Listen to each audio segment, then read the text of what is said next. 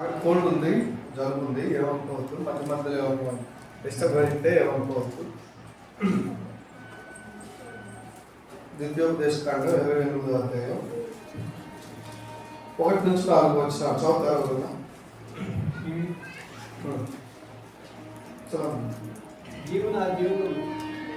దేవుడైన యెహోవా మాట శ్రద్ధముగా విని నేడు నేను నీకు ఆజ్ఞాపించుతున్నా ఆయన ఆజ్ఞలన్నింటినీ అనుసరించి నడుస్తుంది అట్లా నీ దేవుడైన యెహోవా భూమి మీద ఉన్న సమస్త జనుల కంటే నీవు నీ దేవుడైన యెహోవా మాటను విని ఎలా ఈ దీనులన్నీ నీకు ప్రార్థించు.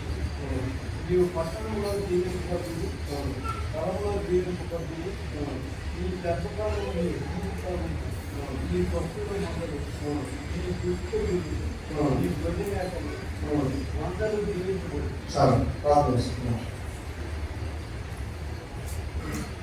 మహోన్నతమైన దేవ, అనుగ్రహంలో దేవా, ఏమైనా మాట్లాడి రాసుకుంటారమ్మా. ప్రభావంగా మరి మన నూతన సంవత్సర ప్రవేశాన్ని మాకు ఇచ్చి మొట్టమొదటి ఆదివారం మీ సన్నిధిలో కనపడటానికి మీరు మాకు అనుగ్రహించిన శ్రేష్టమైన ఈ సమయాన్ని బట్టి వందనాలు. ఇంతవరకు ఆరాధనలో మీ దాసులు నిలబెట్టుకున్నారు. ప్రభావ నాయన మీరు తోడుగా ఉండి మీరు అందించిన మాటలను బట్టి వందనాలు. చదవబడిన లేఖన భాగాల ద్వారా మీరే మా వినికిడిలో మాట్లాడమని ప్రభావ మీ లేఖనాలు మా జీవితాలకి ప్రభావైనా సరిపోయినవిగా నాయన మమ్మల్ని నడిపించేవిగా నేను సహాయం చేయను. ప్రభావైనా బలహీనంలో బలపరచమని యేసు ప్రభు శక్తిగా నా ఉంది స్తుతులు సమర్పించి ప్రార్థించండి కోరుకుంటున్నాం తండ్రి. ఆమేన్. ఇలాగా మనం ఈ యొక్క 2026 మొట్టమొదటి ఆదివారం దేవుని సన్నిధిలో మనం ఉన్నాం కాబట్టి సహజంగా మనం చదివిన ఈ లేఖన భాగాలు ఈ ద్వితీయోపదేశకాండం 28వ అధ్యాయం 1 నుంచి 4 వచనాల్లో ఆల్మోస్ట్ మోషే ఇక వారిని విడిచిపెట్టే సమయం ఆసన్నమైనప్పుడు వారితో మాట్లాడుతున్నటువంటి మాటలు ఇవన్నీ కూడా వారిని ఒక రకంగా హెచ్చరించాడు. రెండవది, వారు ఎలా ఉంటే దేవుడు ఆశీర్వదిస్తాడు, ఎలా ఉంటే దేవుడు మీకు తోడుగా ఉంటాడు అనే మాటలు మాట్లాడుతున్నటువంటి అనే సందేశాలు ఇక్కడ మనం చూస్తూ ఉన్నాం. అయితే ఇక్కడ మనం చూసినట్లుగా నీవు నీ దేవుడైన యెహోవా మాట శ్రద్ధగా విని నేడు నేను నీకు ఆజ్ఞాపించిన ఆయన ఆజ్ఞలన్నింటినీ అనుసరించి నడుచుకుని ఎడలా నీ దేవుడైన యెహోవా భూమి మీద ఉన్న సమస్త జనముల కంటే నేను హెచ్చించును. నీవు దేవుడైన యెహోవా మాట వినినట్లా ఈ దీవెనలు నీవు నీ మీదకి వచ్చి నీకు ప్రాప్తించిన మాటలు. పిల్లరా, మనం చదివిన ఈ 4 వచనాలలో దేవుడు ఎలాగూ ఆశీర్వదిస్తాడో మనం చూస్తూ ఉన్నాం. నీవు నీ పట్టణంలో దీవించబడదు, పొలంలో దీవించబడదు, నీ గర్భఫలము, నీ భూఫలము, నీ పశువులు, నీ మందలు అన్నీ దీవించబడతాయి అనే మాటలు మనం ఇక్కడ చూస్తూ ఉన్నాం. అంటే సహజంగా దేవుడు ఆశీర్వదించేవాడు. మానవుల పట్ల ఆయన ఉద్దేశాలు మీరు ఫలించి అభివృద్ధి చెందండి అని ప్రభువు మొట్టమొదటి మానవుడైన ఆదాముకి సెలవిచ్చిన మాట, ఫలించి అభివృద్ధి పొందండి. సో అభివృద్ధి పొందడం అనేది, మానవులు అభివృద్ధి పొందాలనేది దేవుని ఉద్దేశం. అయితే మరి ఎలా ఫలించగలుగుతాం, ఎలా అభివృద్ధి పొందుతాం అన్నప్పుడు పైన అందుకే మోషే వారితో ఒక మాట చెప్పాడు. ఈ ఆశీర్వాదాలన్నీ మీకు రావాలంటే అక్కడ ఒక ఆజ్ఞ ఉంది. ఏంటి ఆజ్ఞ? నీ దేవుడైన యెహోవా మాట మీరు వినాలి అనే మాట. సో ఎవరైతే దేవుడైన యెహోవా మాట వింటారో వారు ఆశీర్వదించబడతారు. ఎక్కడ?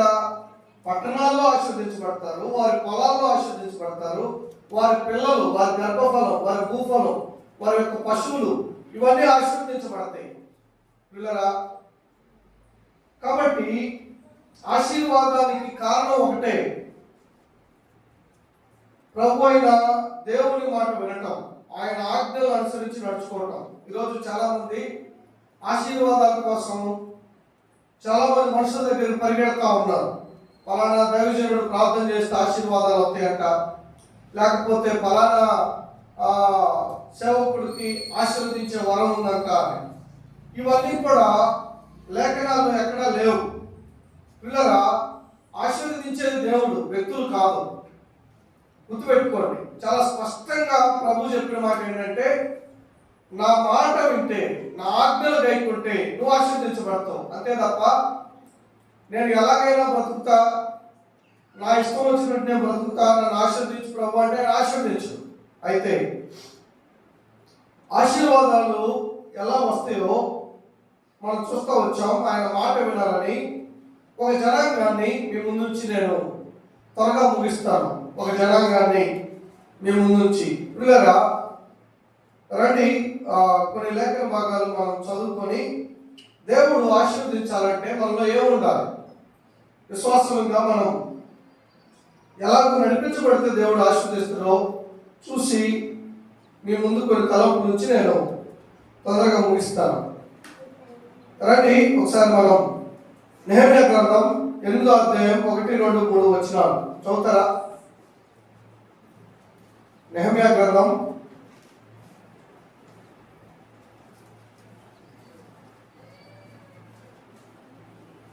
8వ అధ్యాయం 1, 2, 3 వచనాలు. సార్ నేను చదువుతున్నాను చూడండి. నెహెమ్యా 8 అన్న 7వ నెల రాగా పేజ్ నంబర్ 406.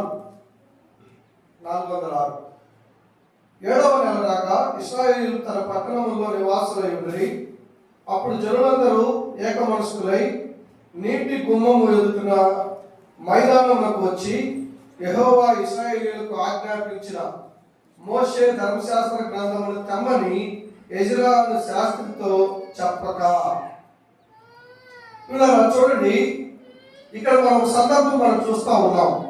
ఏంటంట, 7వ నెల రాగా ఇశ్రాయేలీయులు తమ పట్టణములో నివాసులై ఉండి, అప్పుడు జనులందరూ ఏక మనస్కులై నీటి గుమ్మమును ఎదుగుతున్న మైదానమునకు వచ్చి, అక్కడ ఉన్నటువంటి ఇశ్రాయేలు ప్రజలు ఒక మైదానానికి వచ్చారు. మైదానానికి వచ్చి అక్కడ ఎజ్రా అనే ఒక శాస్త్రి దగ్గరికి వచ్చారు.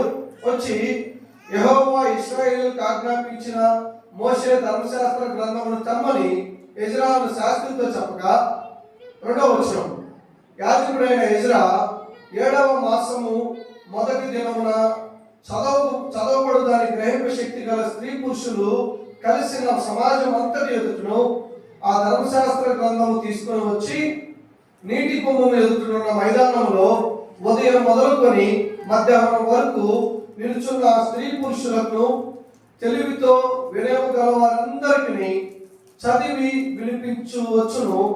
ఆ జనులందరూ ధర్మశాస్త్ర గ్రంథములు శ్రద్ధతో వినిరి అనేమాట. పిల్లలు చూడండి,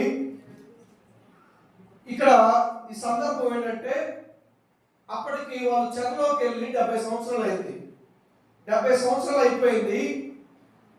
70 చెరలోకి వెళ్ళిన ఆ జనరేషన్ ముగిసిపోయింది. చెరలోకి వెళ్ళిన తర్వాత ఈ జనులు ఎవరు అంటే, ఇక్కడ మనం చదివిన ఈ ఇశ్రాయేలు ప్రజలు ఎవరయ్యా అంటే, చెరలోకి వెళ్ళిన తర్వాత పుట్టినటువంటి వారు. అంటే వీరికి దేవుడు ఎవరో, దేవుని లేఖనాలు ఇవన్నీ తెలియవు.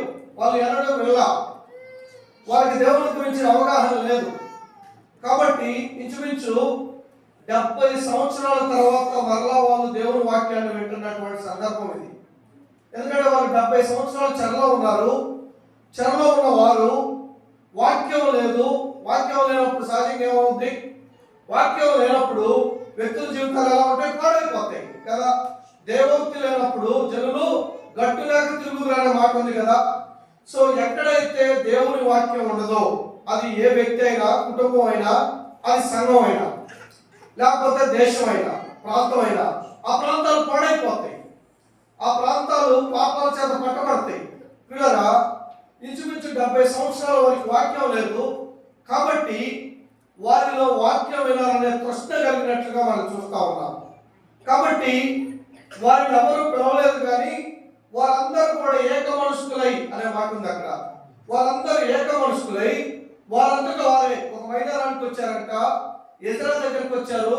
ఎజ్రా దగ్గరికి వచ్చి, అయ్యా మాకు దేవుని వాక్యం బోధించు, మేము వింటాం, మాకు దేవుని వాక్యం కావాలి అనే ఆలోచన తృష్ణ వాళ్ళలో కలిగినట్లుగా మనం చూస్తా ఉన్నాం.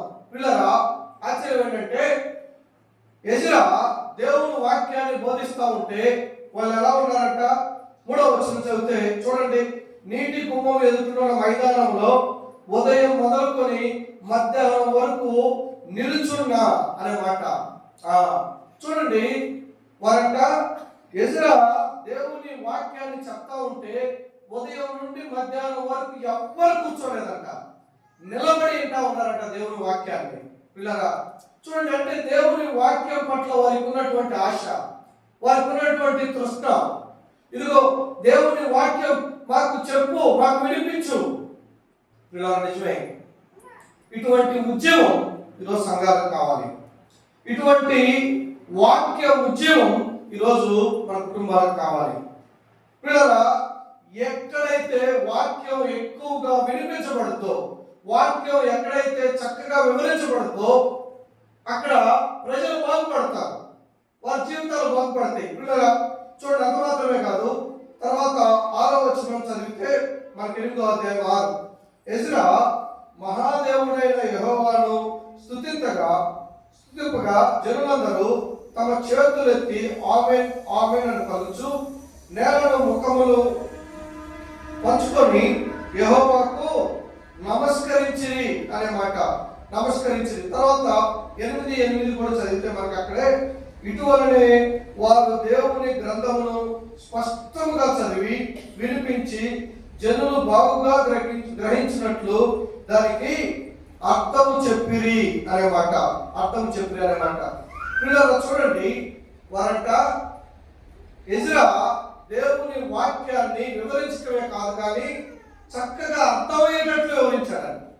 వారు అర్థమయ్యేటట్లు వివరించినప్పుడు అక్కడే ఉన్నమాట 8:8లో ఏముంది అక్కడ? జనులు బాగుగా గ్రహించినట్లు దానికి అర్థం చెప్పి. గ్రహించడం అంటే ఏంటి? వినడం వేరు, గ్రహించడం వేరు. ఏంటి గ్రహించడం అంటే?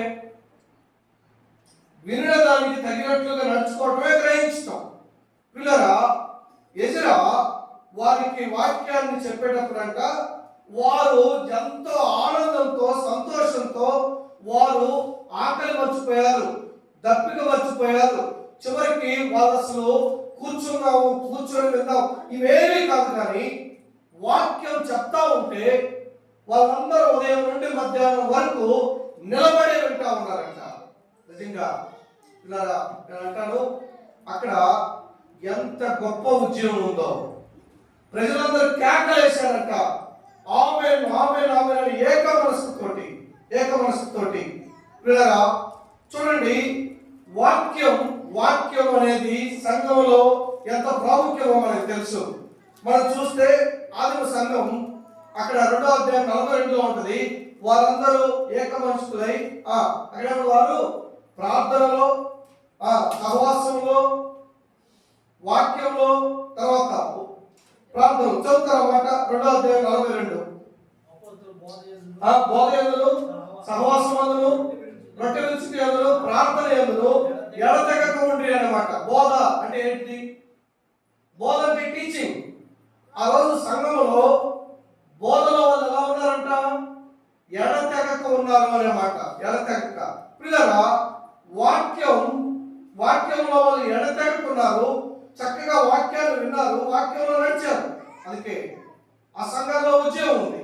అది మాత్రమే కాదు, మన కనుక అపోస్తల కార్యాల గ్రంథం 17వ అధ్యాయంలో మనం కనుక చదివితే ఒకసారి అపోస్తల కార్యాల గ్రంథం 17వ అధ్యాయం 11వ వచనం.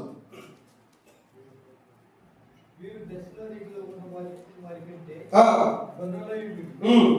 కనుక ఉమ్, ఆసక్తితో వాక్యమును అంగీకరించి ఉమ్. పౌలులు శీలలు చెప్పిన సంగతులు ఉమ్. అబద్ధమో లేవో చాలా పిల్లలు చూడండి, ఇక్కడ రాయబడిన మాట ఏంటంటే వీరు తెస్సలోనికలో ఉన్న వారి కంటే గనులు అనే మాట. ఎందుకు ఎవరిల్లు బెరయవారు, ఎందుకు వీరు గనులు అని చెప్పబడింది. ఎందుకు వీరి ఘనత ఏంటంట? వీరి ఘనత ఎందులో ఉందంటే వాక్యం వినటంలో గనులు, వాక్యాన్ని అర్థం చేసుకోవటంలో గనులు, వాక్యాన్ని పరిశీలించి తెలుసుకోవటంలో గనులు. పిల్లరా, సహజంగా ఘనత మనం కట్టుకునే బిల్డింగులు బట్టి కాదు, కానీ లేకపోతే ఎక్కువ మంది కూడుకుంటే చక్కగా ఆరాధన జరిగినట్టు కాదు, కానీ మనకి సంఘం, బెరయ సంఘం ఘనత కలిగిన సంఘం అన్నమాట ఉంది కదా, ఘనత కలిగిన సంఘం. వీరు తెస్సలోనికలో ఉన్న వారి కంటే గనులు అని ఉంది. అయితే వీరి ఘనత ఎందులో అంటే వారు వాక్యాన్ని అర్థం చేసుకోవటంలో గనులు. పిల్లగా, ఆ రోజుల్లో పౌలు శీలలు వారి ఇరువురు బోధించేటప్పుడంట ఈ సంఘంలో ఉన్న విశ్వాసులు, అరే పౌలు శీలలు బోధించేది వీరు వాక్యానుసారంగా బోధిస్తున్నారా లేదా, వీరు చక్కగా బోధిస్తున్నారా లేదా అని పరిశోధించేవాళ్ళంట. కాబట్టి అక్కడ రాయబడింది వీరు గనులు అనే మాట రాయబడింది. పిల్లరా, సంఘానికి ఘనత ఎక్కడి నుంచి వచ్చింది? ఏ సంఘం అయితే వాక్యాన్ని ఎక్కువగా ప్రేమించి వాక్యాన్ని వింటదో, ఏ సంఘంలో అయితే ఎక్కువగా వాక్యం వివరించబడుతుందో, ఏ సంఘం అయితే వాక్యం ద్వారా నడిపించబడుతుందో ఆ సంఘం ఘనత కలిగిన సంఘం. పిల్లరా, కాబట్టి ఈ తెస్సలోనిక వారి కంటే గనులనే మాట రాయబడింది.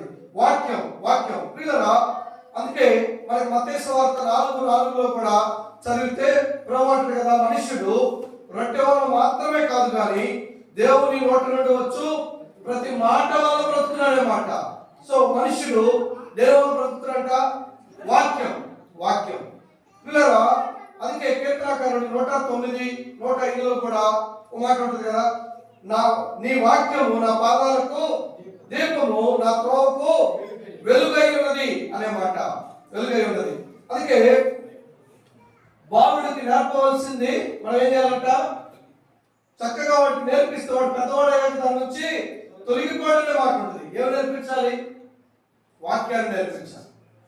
పిల్లరా, వాక్యం ఎంత సమృద్ధిగా మనకి సంఘంలో వినిపించబడుతుందో అక్కడ ఉద్యోగం ఉంటుంది. ఈ దినాల్లో సంఘాలకి ఉద్యోగం కావాలంటే ఏం చేయాలి చెప్పనా? వాక్యాన్ని ఎక్కువగా వివరించబడాలి, వాక్యాన్ని చదవాలి, వాక్యాన్ని ధ్యానించాలి. పిల్లరా, మనం చూస్తే అక్కడ 8వ అధ్యాయం 13వ వచనం చదవండి. నెహెమ్యా గ్రంథం 8:13.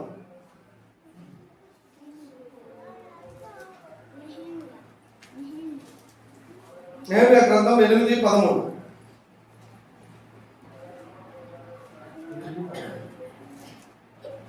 8:13. సరే, నేను చదువుతున్నాను. రెండవ దినమందు జిల్లాలో పెద్దలతో ప్రధానులైన వారు, యాజకులను, లేవీయులను, ధర్మశాస్త్ర గ్రంథకులు మాటలు వినవలనని శాస్త్రి అయిన ఎద్దకు కూడి వచ్చి.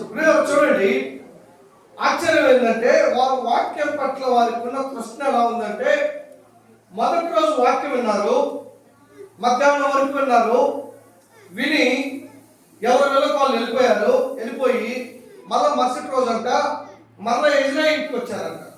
ఎజ్రా ఇంటికి వచ్చి నువ్వు మాకు వాక్యం చెప్పు మేము వింటాం. పిల్లరా, చూడండి అక్కడ ఉన్నమాట 2వ దినమున జనులందరి పెద్దలలో ప్రధానులైన వారు, యాజకులను, లేవీయులను ధర్మశాస్త్ర గ్రంథపు మాటలు వినవలనని.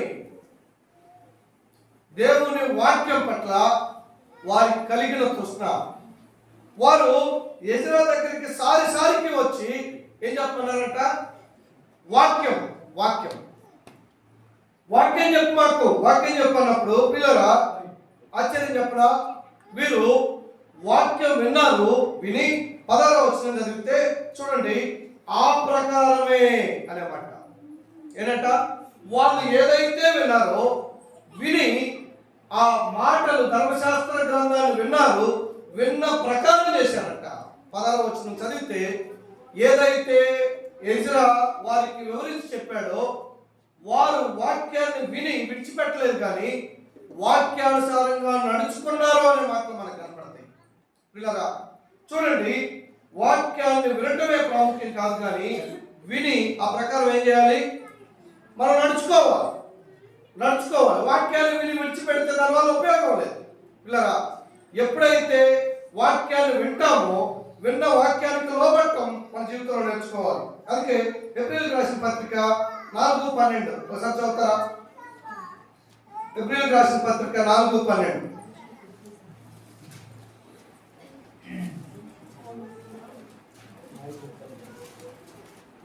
ఎందుకనగా దేవుని వాక్యము సజీవం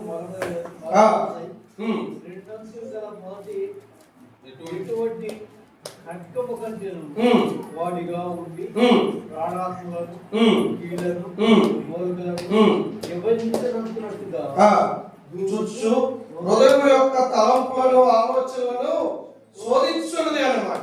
చూడండి, దేవుని వాక్యము సజీవమై అన్నమాట.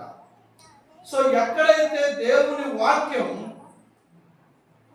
ఎక్కువగా వినటం, చదవటం, వివరించటం, ధ్యానించటం జరుగుతుందో ఆ వాక్యం వాళ్ళు ఏం చేస్తుందంట? సజీవమై బలము కలిగే, రెండంచులు కలిగిన ఎటువంటి ఖడ్గము కంటే వాడిగా ఉండి ప్రాణాత్మలను కీలును మూలలను విభజించినటువంటి దూర్చు హృదయం యొక్క తలంపులను ఆలోచనలు శోధిస్తుంది. మన హృదయాన్ని శోధిస్తుంది వాక్యం. మన ఆలోచనలు, మన తలంపుల్ని, మన బ్రతుకులు మార్చుతుంది వాక్యం. అందుకే కదా నీ వాక్యమైనను బ్రతికించను అనే మాట.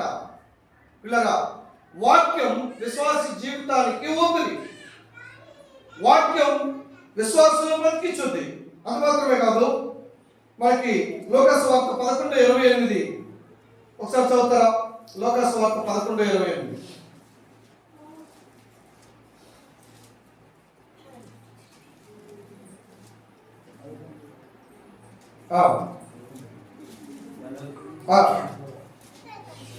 నేను చదువుతున్నాను చూడండి. దేవుని వాక్యం విని దానిని గైకొన్న వారు మరీ ధన్యులని చెప్పాను అన్నమాట. పిల్లరా ఏంటి ధన్యత అంటే, దేవుని వాక్యం విని దాన్ని ఏం చేయాలంట? గైకొన్న వారు ధన్యులను.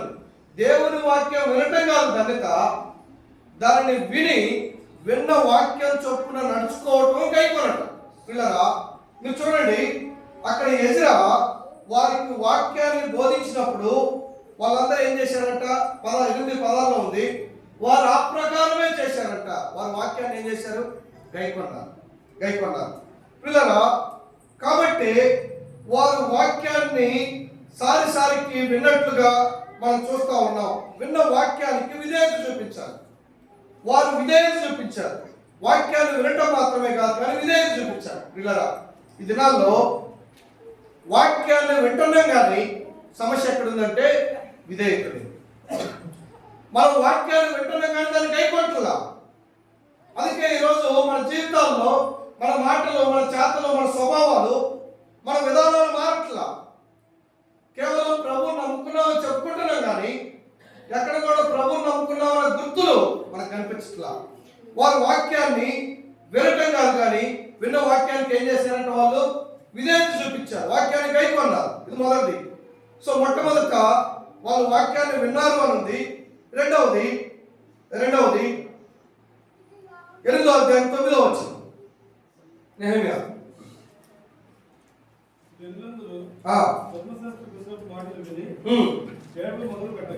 చాలు. విన్నారా? చూడండి, మొదటిది concentration on word of God. దేవుని వాక్యాన్ని విన్నారు మొదటిగా. రెండవది వాక్యం, విన్న వాక్యం వారిని ఎటువైపు నడిపించింది? కన్ఫెషన్ వైపు నడిపించింది, పశ్చాత్తాపం వైపు నడిపించింది. పిల్లలు ఎప్పుడైతే వాక్యం వింటామో వాక్యం మనల్ని ఎట్లా నడిపించుద్ది? పశ్చాత్తాపం వైపు. చూడండి, అక్కడ 9వ వచనం మనం చదివితే, జనులందరూ ధర్మశాస్త్ర గ్రంథపు మాటలు విని ఏడవ మొదలు పెట్టగా. ఎజ్రా వాక్యాన్ని బోధిస్తూ ఉంటే ధర్మశాస్త్ర గ్రంథాన్ని వారందరూ వింటున్నప్పుడు వాళ్ళకేమొచ్చిందంట? ఏడుపు వచ్చింది. ఎందుకు వచ్చింది ఏడుపు? దుఃఖం ఎందుకు వచ్చింది? ఎందుకు వచ్చి ఉంటుంది?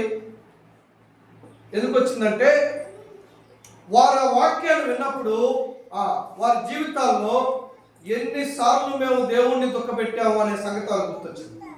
ఎన్నిసార్లు మేము దేవునికి అవమానకరంగా నడుచుకున్నాం, ఎన్నిసార్లు మేము వాక్యానికి అవిధేయులై బ్రతికాము. పిల్లరా, నేను అంటాను, వాళ్ళందరూ ఏడ్చారు. అంత మాత్రమే కాదు, మీరు చూడండి 9వ అధ్యాయం 2-3 వచనాలు. వాళ్ళు ఏం చేశారో అక్కడ ఉంటది.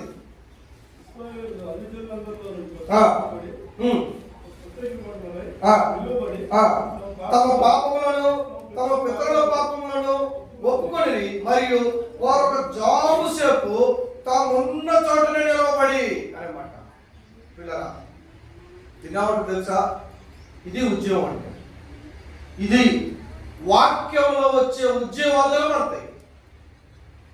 ఈ రోజుల్లో ఉద్యోగం అంటే చాలా మంది పాటలు పాడుతున్నంతసేపు వాయిద్యాలకు వచ్చే ఆ సౌండ్లతోటి ఎగిరి గంతులేసి డాన్స్ చేయటం ఉద్యోగం అనుకుంటున్నారు.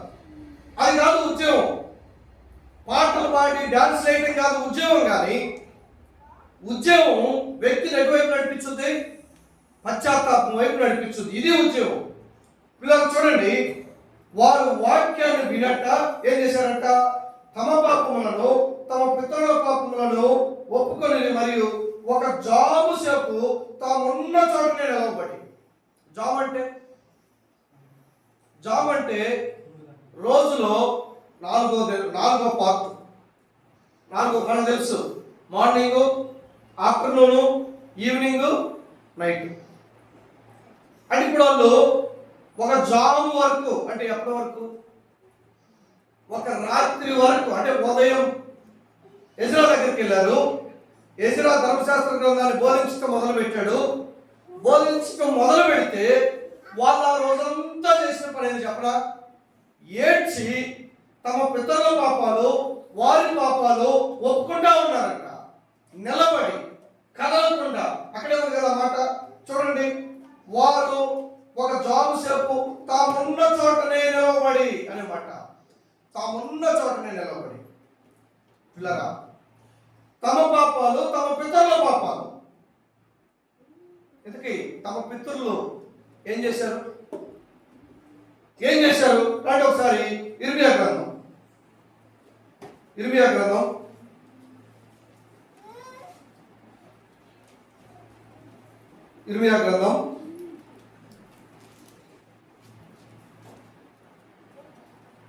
3వ అధ్యాయం 7వ వచనం చదువుతారా? 7-8 వచనం. ఆమె చేసినను నేను సెలవీగా ఆమె తిరిగి రాలేదు, మరియు విశ్వాసఘాతుకురాలకు ఆమె సహోదరి అయిన యోధా దానిని చూచెను. 8 ద్రోహిలకు ఇశ్రాయేలు వ్యభిచారం చేసి హేతువు చేతనే నేను ఆమెను విడిచిపెట్టి ఆమెకు పరిత్యాగ పత్రిక ఇయ్యగా, విశ్వాసఘాతుకురాలకు ఆమె సహోదరి అయిన యోధ చూచియు తానును భయపడక వ్యభిచారం చేయించు వచ్చున్నది. రాళ్లతోనూ మొక్కలతోనూ వ్యభిచారం చేసిన ఆమె నిర్భయముగా వ్యభిచారం చేసి దేశంలో అపవిత్రపరిచింది. పిల్లరా, మనకు తెలుసు 10 గోత్రాల ప్రజలు వాళ్ళు ఏ చెరలోకి వెళ్ళారు? దేవుడు అష్షూరీయులకు అప్పగించాడు. ఎవరి ముందు? యోధా ముందే. ఆశ్చర్యం, 10 గోత్రాల వారిని దేవుడు అప్పగించిన ఈ 2 గోత్రాల వారిని అప్పగించలా. ఎందుకంటే వారు భయంకరంగా పాడైపోయారు. ఆ పట్టణాలన్నీ విగ్రహాల చేత నింపబడ్డాయి. మనకు తెలుసు, రాజుల గ్రంథాలు చదివితే మనకు ఆ విషయాలను అర్థం అవుతాయి. అయితే ప్రభు వారితో మాట్లాడుతూ వచ్చాడు. ఎలా మాట్లాడాడు? అనేక మంది ప్రవక్తలు పంపించి మీరు నా వైపు తట్టు తిరగండి అన్నాడు. వారు తిరగలా. కాబట్టి దేవుడు ఏం చేశాడంటే వారిని అష్షూరీయులకు అప్పగించాడు. అయితే ఇక్కడ అంటాడు, ఆమె ఈ క్రియలన్నింటినీ చేసినను ఆమె నా ఎదురు తిరిగి రమ్మని సెలవీగా తిరిగి రాలేదు. మరియు 7వ వచనం చివరిలో విశ్వాసఘాతుకురాలకు ఆమె సహోదరి అయిన యోధ దానిని చూచి. పిల్లరా, ఇదంతా కళ్ళారా చూస్తా ఉన్నారు యోధా ప్రజలు. అయినా వారు 10 గోత్రాల ప్రజలు ఎలాగైతే నడుచుకున్నారో వీరు కూడా అలాంటి మార్గాల్లోనే నడుచుకున్నారు. నడుచుకోవటాన్ని బట్టి ఏమైంది? దేవుడు ఎవరికి అప్పగించాడు? వీళ్ళని నెబుకద్నెజరుకు అప్పగించాడు. నెబుకద్నెజరుకు అప్పగించాడు. దేన్ని బట్టి? ఇప్పుడు నెబుకద్నెజరు బలవంతుడై వారిని జయించాడా? కాదు, దేవుడు అప్పగించాడు. వాడు చెప్పనా, చాలాసార్లు మన అవిధేయత మన కుటుంబానికి నష్టాన్ని తెచ్చుంది, మన పాపం మన కుటుంబాలకు నష్టాన్ని తెచ్చుంది, మన చెడుతనం మన కుటుంబాలకు నష్టాన్ని తెచ్చుంది. పిల్లరా, ఈరోజు చాలా మంది రకరకాల పరిస్థితుల మధ్య నడిపించబడటానికి కారణం ఏంటి చెప్పరా? మన అవిధేయతే, మన మాట వినతనమే, వాక్యానికి విధేయకపోవటమే. పిల్లలు చూడండి, అందుకే ఆ ప్రజలు ఏమని ప్రార్థన చేస్తున్నారంట, ఏమని నడుస్తున్నారు? ఇదిగో తమ పితరుల పాపమును, తమ పాపములను తమ పితరుల పాపాలు. ప్రభా, మా పితరులు పాపం చేశారు కాబట్టి చెరలోకి వెళ్ళారు, బానిసత్వంలోకి వెళ్ళాం అని కూర్చొని ఏడ్చారంట, ఏడ్చారు. పిల్లరా, నేను అంటాను, దేవుని వాక్యం అర్థమయ్యే కొలది మనకి ఇతరుల పాపాలు గుర్తురావు, కానీ ఎవరి పాపాలు గుర్తొస్తాయి? మన పాపాలే మనకు గుర్తొస్తాయి. చూడండి, దేవుని వాక్యం వింటున్నప్పుడు వారికి పాపాలు ఒప్పుకునే పశ్చాత్తాపం వైపు నడిపించబడ్డారు కదా. ఎందుకు? దేవుని వాక్యంలో ఏం చూశారు వాళ్ళు? ఏం చూశారంటే వాక్యం యొక్క వెలుగును చూశారు. పిల్లలు చూడండి, ఒక 2-3 వచనాలు చూపిస్తారు. ఒకసారి యెషయా గ్రంథం 6వ అధ్యాయం 1వ వచనం చదువుతారా?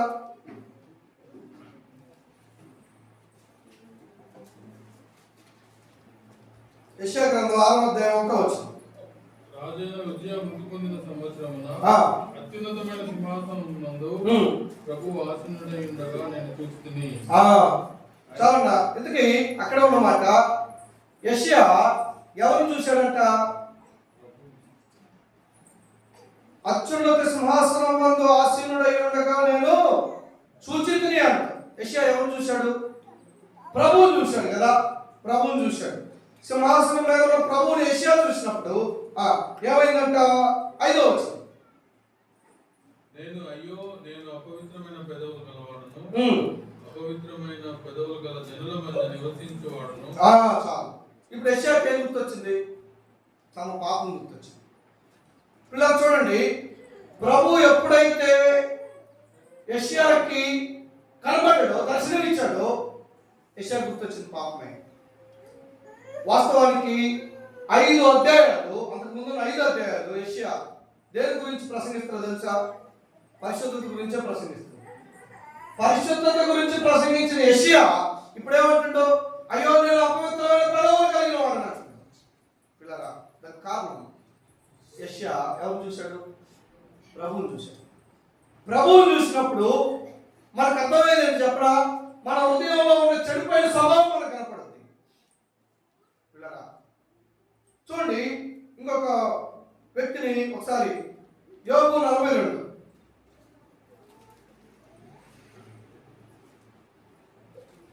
యోబు గ్రంథం 42వ అధ్యాయం 5వ వచనం.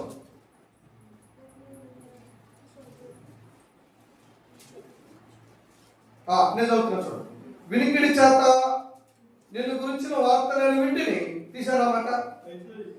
అయితే ఇప్పుడు నేను కనులారా నిన్ను చూస్తున్నాను. ఎవరన్నారు ఈ మాట?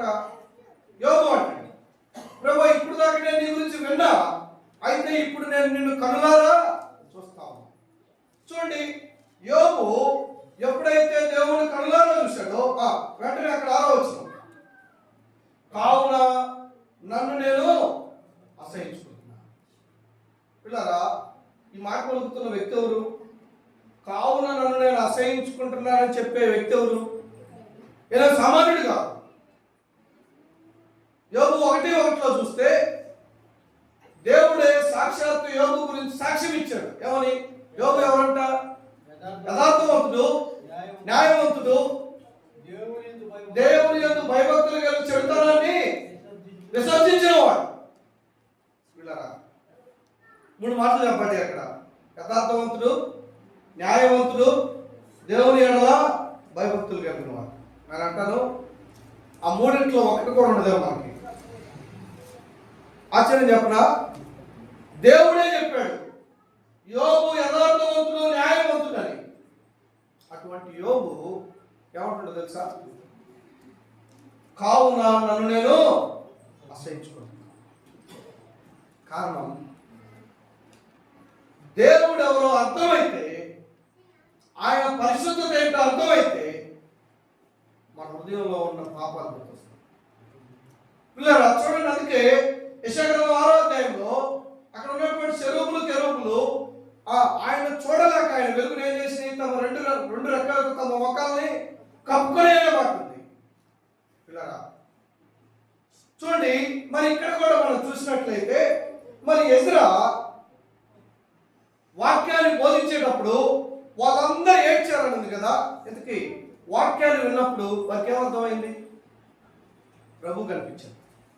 మనకు తెలుసు యోహాను సువార్త 1:1 ఆదియందు వాక్యం ఉండెను, వాక్యం దేవుని యొద్ద ఉండెను, ఆ వాక్యమే దేవుడై ఉండెను.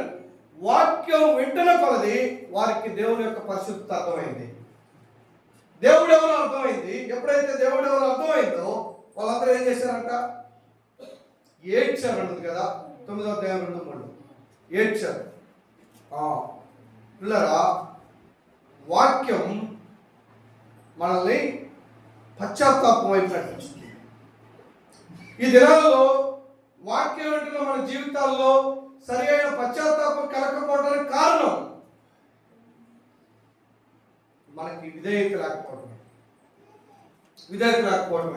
పిల్లరా, మనం అక్కడ చూస్తే వాళ్ళు ఒక రోజంతా నిలబడి ఏడుస్తా పాపాలు అనుకున్నారనుంది. ఈ రోజుల్లో ఇటువంటి ఉద్యోగాలు ఎక్కడ చూడగలరు? పిల్లలు చూడండి, మన ఆదిమ సంఘంలో పేతురు వాక్యాన్ని బోధించేటప్పుడు ఎంతమంది బాగా మనసు పొందారట? ఒకసారేమో 3,000 మంది ఒకేసారి, ఇంకోసారి 5,000 మంది సంఘంలో చేరినట్టుంటుంది. వాక్యం వ్యక్తుల్ని ఉజ్జీవింపజేస్తుంది. వాక్యం వ్యక్తుల్ని పశ్చాత్తాపం వైపు నడిపిస్తుంది. పిల్లరా, వారు ఏడ్చారు. పిల్లలు చూడండి, మొదటిగా వారు వాక్యం విన్నారు. రెండవది, విన్న వాక్యం వారిని ఎటువైపు నడిపించింది? పశ్చాత్తాపం వైపు నడిపించింది. పశ్చాత్తాపం వైపు నడిపించిన తర్వాత మూడవదిగా పశ్చాత్తాపం చెందిన తర్వాత మూడవది ఏం జరుగుతుందో తెలుసా? 10వ వచనం 1వ వచనం చదవండి. 10వ అధ్యాయం 1వ వచనం అయిపోయింది నా ప్రశ్న. 10:1 నెహెమ్యా. చాలు. ఒక స్థిరమైన నిబంధన తీసుకున్నారంటే కమిట్మెంట్. పిల్లలు మొదటిగా వాక్యం విన్నారు, కాన్సన్ట్రేషన్ వర్డ్ ఆఫ్ గాడ్. వాక్యం విన్నారు. రెండవది, విన్న వాక్యం వారిని కన్ఫెషన్ వైపు నడిపించింది, పశ్చాత్తాపం వైపు నడిపించబడిన వాళ్ళు మూడవదిగా ఏం చేశారంట? ఒక కమిట్మెంట్లోకి వచ్చారు, ఒక నిబంధన చేసుకున్నారంట, ఒక స్థిరమైన నిబంధన. పిల్లల మనం కూడా ఈ సంవత్సరం దేవుని దగ్గర ఒక నిబంధన చేసుకుంటే మంచిదేమో. పిల్లల వాళ్ళు ఒక స్థిరమైన నిబంధన చేసుకున్నారనే మాట ఉంది. ఏంటి ఆ నిబంధన? చూడండి, 10వ అధ్యాయం జరిగితే 4 రకాల నిబంధనలు చేసుకున్నారంట. ఒకటి 30వ వచనం, 10:30. మేము దేశపు జనులను నా కుమార్తెలు ఈయకయో వారి కుమార్తెలను నా కుమారుడు పుచ్చుకోకయో చాలు. మొదటిది వాళ్ళకున్న సమస్య ఏంటి చెప్పనా? వాళ్ళు మొట్టమొదటి చెడిపోవడానికి కారణం అన్య వివాహం. ఎప్పుడైతే అవిశ్వాసులైన వ్యక్తులు వివాహాలు చేసుకున్నారో వాళ్ళు వచ్చినప్పుడు ఎక్కడ ఏం తీసుకొచ్చారు? దేశంలోకి విగ్రహాలు తీసుకొచ్చారు. మనకు తెలుసు ఆహాబు ఎవరు చేసుకున్నాడు? ఆహాబు భార్య ఎవరు? యెజబెల్ వచ్చినప్పుడు ఎవరు తీసుకొచ్చింది? బయలు తీసుకొచ్చింది. పిల్లలు చూడండి, చివరికి 10 గోత్రాల ప్రజలు నాశనం అవడానికి కారణం ఎవరు? ఆహాబు యొక్క నిర్ణయమే. చాలా స్పష్టంగా మోషే వాళ్ళకి చెప్పాడు కదా, కానాను దేశంలో కనిపెట్టినప్పుడు ఏమని చెప్పాడు? మీరు వాళ్ళ స్త్రీలను వివాహం చేసుకోవద్దు, వియ్యవద్దని.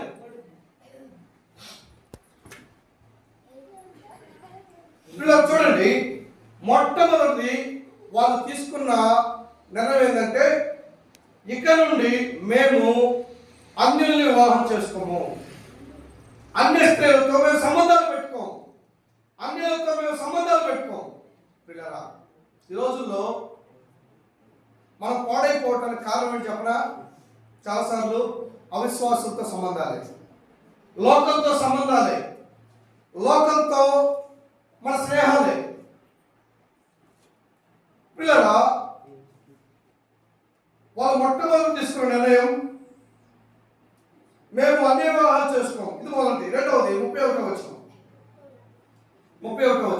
8 దేశ జనులు విశ్రాంతి దినమందు అమ్మకపు వస్తువులే గాని భోజన పదార్థములే గాని అమ్మకం తెచ్చిన యెడల విశ్రాంతి దినము గాని వర్షిక దినములో గాని వాటిని కొనుక్కొని మరియు రెండవది సబ్బాతు దినాన్ని మేము నమ్మకంగా ఆచరించాలని నిర్ణయం తీసుకున్నారంట. అంటే అందుకు ముందు వాళ్ళు ఏం చేయాల? సబ్బాతు దినం అంటే ఏంటిది? విశ్రాంతి దినం. దేవుని మందిరాన్ని నిర్లక్ష్యం చేశారు.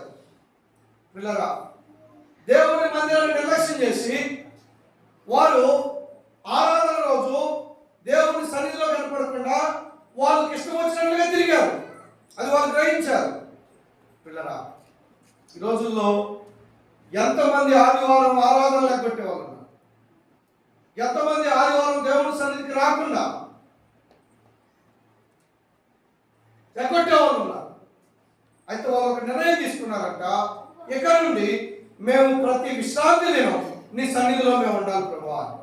తీసుకుందామంటే ఒక నిర్ణయం. ఈ సంవత్సరంలో ఒక్క ఆదివారం కూడా నీ సన్నిధిలోనే కనపడకుండా ఉండకూడదు ప్రభువా. వాళ్ళు తీర్మానం చేసుకున్నారు.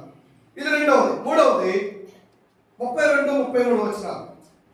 7వ సంవత్సరంలో విడిచిపెట్టి ఆ సంవత్సరంలో బాకీదారులు బాకీలు వదిలివేయుటకు నిర్ణయించుకుంటుంది. మరియు మన దేవుని మందిరం సేవ నిమిత్తము ప్రతి సంవత్సరము పొలము వెండిలో 3వ వంతు ఇచ్చేది నిబంధన. ఒక నిమిషం. 32 అక్కడ మనం చదివితే చూడండి. మరియు మన దేవుని మందిరం సేవ నిమిత్తము ప్రతి సంవత్సరము 31 దేశం జనులు విశ్రాంతి దినమందు అమ్మకపు వస్తువులనే కానీ భోజన పదార్థాలనే కానీ అమ్ముటకు తెచ్చిన యెడల విశ్రాంతి దినంలో కానీ పరిశుద్ధ దినంలో కానీ వాటిని కొనుక్కుందామనియు 7వ సంవత్సరంలో విడిచిపెట్టి ఆ సంవత్సరంలో బాకీలు వదిలివేయదు మరియు నిర్ణయించుకుంటుమి అని మాటలు. పిల్లరా, మూడవది ఒకసారి మలాకీ గ్రంథం 1వ అధ్యాయం 8వ వచనం.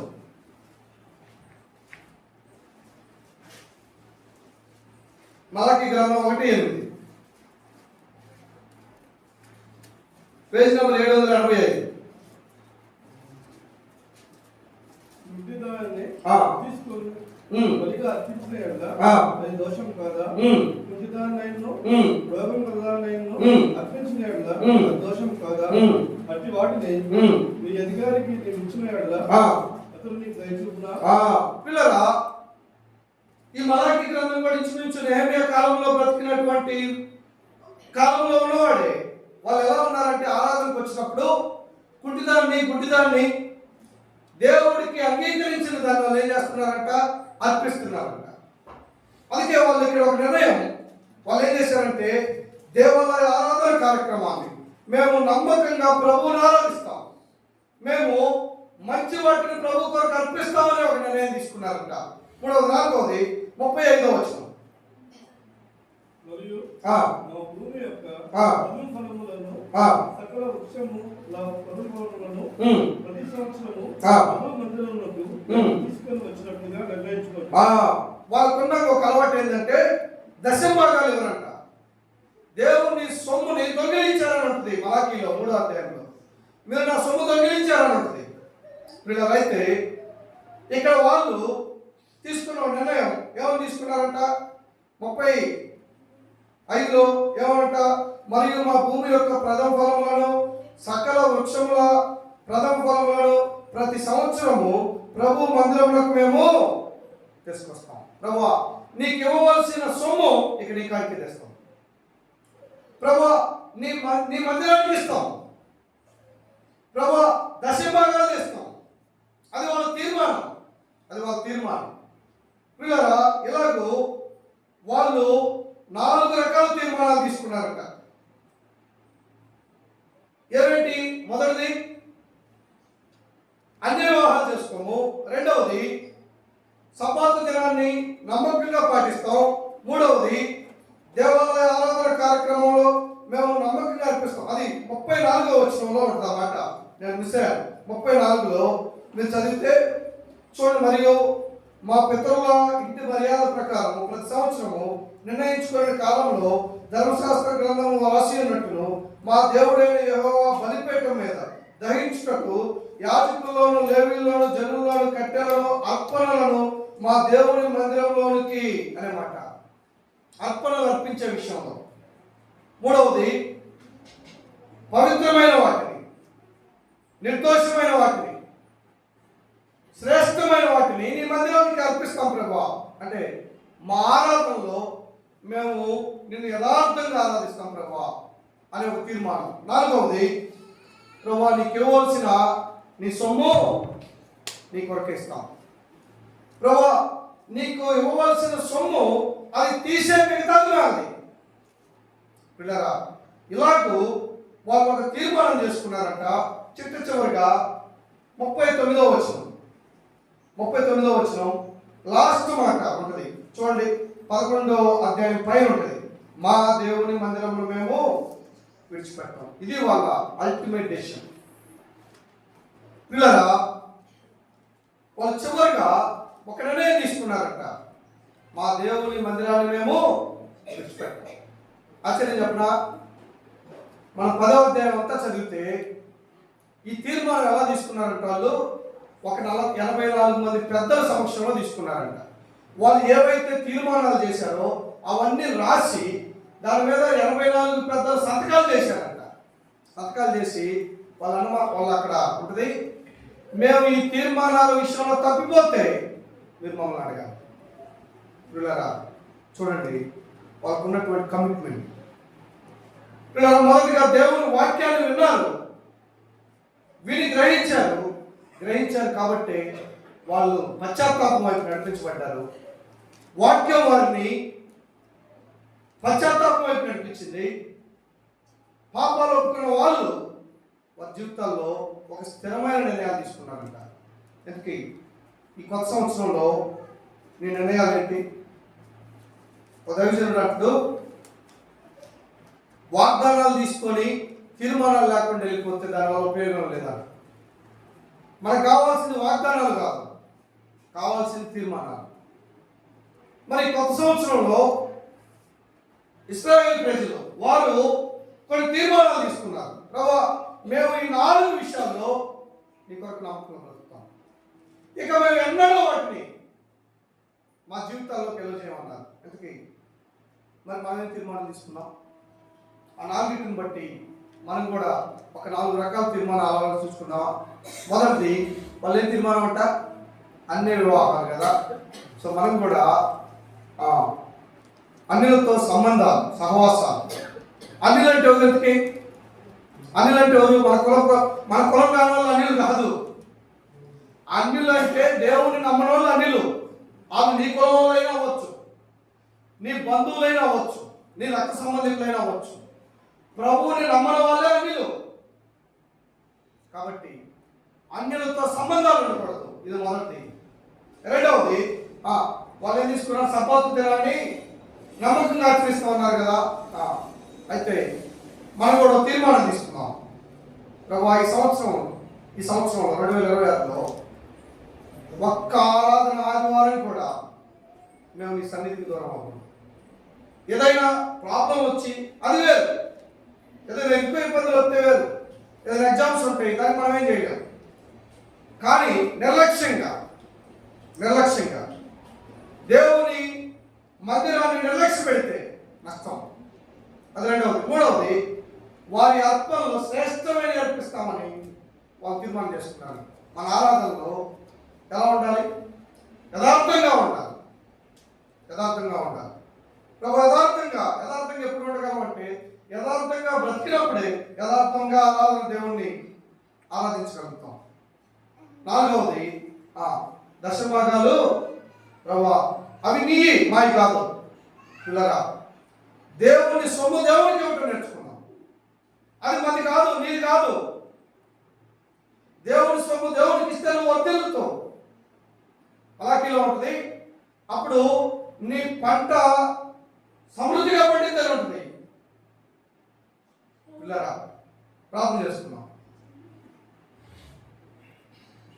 మొదటిది వాక్యం. ఈ సంవత్సరం వాక్య సమృద్ధి కావాలని ప్రార్థన చేద్దాం. ఇశ్రాయేలు ప్రజలు వాక్యం కొరకు తృష్ణ కలిగి ఉన్నారు. కీర్తనకారుడు అంటారు కదా, దుప్పి నీటి వాగుల కొరకు ఎలాగైతే ఆశపడుతో ప్రభా, కనీసం ఈ 2026 సంవత్సరం నీ లేఖనాలను నేను చదవాలి. నీ లేఖనాలు బైబుల్ని కంప్లీట్ చేయాలి ప్రభా. ఈ 26 సంవత్సరం అంతా కూడా నేను లేఖనాలు చదవాలి బాగా అలా తీర్మానం చేసుకున్నాను. వాళ్ళు సారిసారికి ఎజ్రా దగ్గరికి వెళ్ళి మాకు బోధించాలని అడిగారంట. పిల్లరా, వాక్యం కొరకు పరిగెత్తాలి, ఆశ కలిగి ఉండాలి. ఎప్పుడైతే వాక్యం మన హృదయంలోకి, మన యొక్క ఆలోచనలోకి పంపిస్తామో వాక్యం మనల్ని సరిచేస్తుంది. ప్రార్థన చేస్తున్నాం. అన్నొచ్చి ప్రార్థన చేసి